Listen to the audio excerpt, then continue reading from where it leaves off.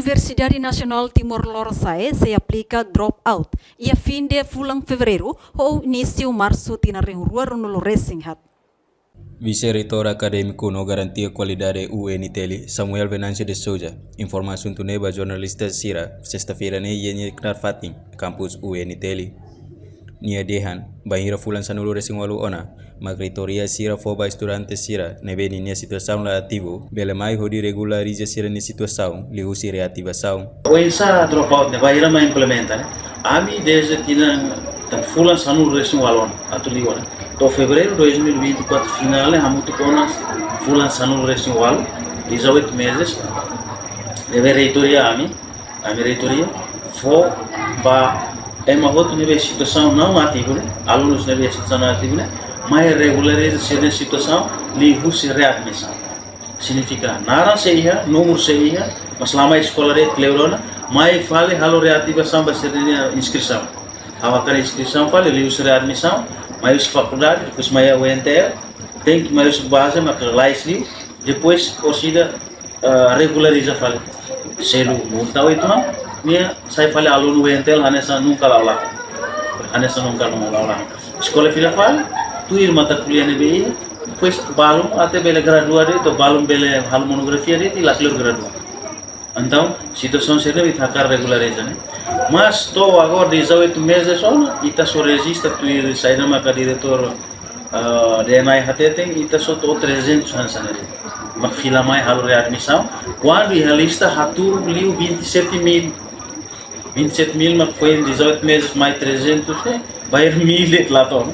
Então significa que naram barak liu atu ya candidato atu bele saia. Então ita define dentro de fevereiro voto, ita sidau que implementa diretamente a dropout.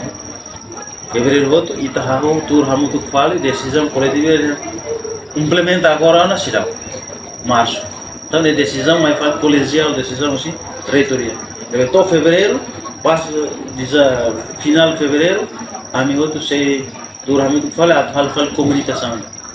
Ita comunicação é erro. How implementa estende. Porque é uma situação ita how implementa de repente semana tu irmã mana mas a mim macre falando. Então regras ou isso ita situação para cancel.